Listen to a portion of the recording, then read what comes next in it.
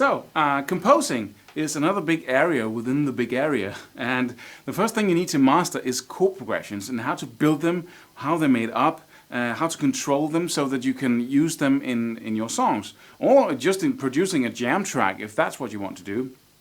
And the philosophy of that is really chord progression sequencing. We're not going to take a random approach. We're not going to just talk about how you can put them together. We're going to develop a system that simply has the ability to inspire you, because you can pull those tools down and then create different chord progressions simply by using mathematical sequences. Mix them together, change them, and create something original. And there's a video on that you might want to check out.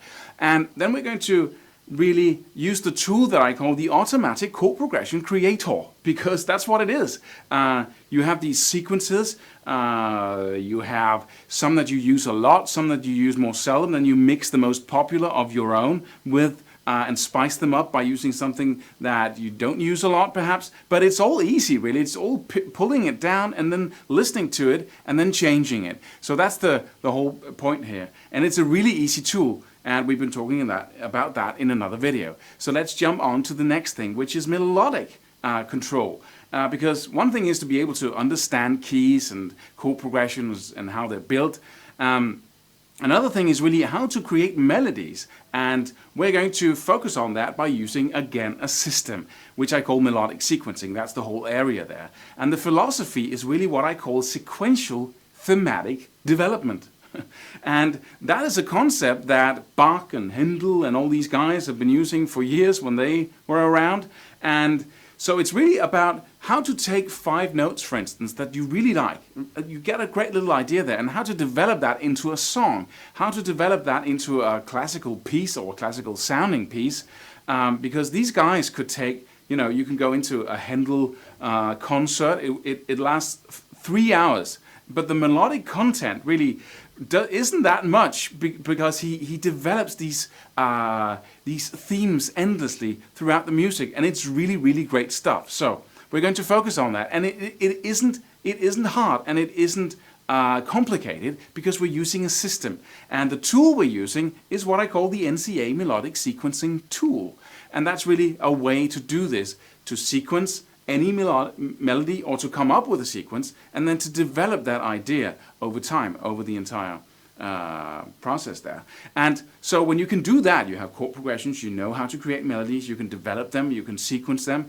Then what you need is structure and form, because you need something to put those things in. And if you master this area, you can really create songs and compositions very fast, because you have in the tool, in the Neoclassical Academy, we have the focus or the philosophy of predictability versus variety. And we're going to use that when we create our templates, because the tool here is really the NCA structure and form template tool. And that's a tool where you can go in and say, okay, I've got all these templates, I can pull them out and say, let me try and put my themes and my chord progressions into this form, into this structure, and see how that sounds. And then you get ideas, then you mix those with other forms, other templates that you pull down from your shelf.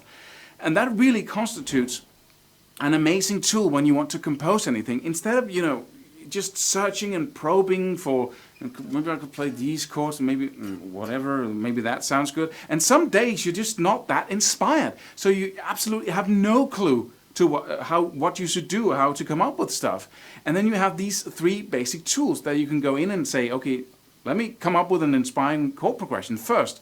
And then you do that easily and fast. Let me then come up with an inspiring theme. And then you build on that, because you know your craft. It's not up to luck anymore. You know what you're doing. And then you let your the next area, which is really the art, and that's the 9th area of our 9 areas here. That's the art of composing, because that's when you really contribute your own ideas to this process. You have all your sequences, all your systems, all your tools, and then you master the art of composing as well. And that is really the art of composing. It's really being able to associate again from one idea to another. Some of the songs I've written, I got one idea, and in my head that idea developed so rapidly that the entire song was there, just in one fell swoop. So And that's really when your brain works together with what we could call inspiration, or whatever you want to call that, that area of your brain or of the universe that inspires you to create something that is really a thing where you, when you listen to it afterwards, you go, did I really write that? How did I get that idea? How did I come up with that idea?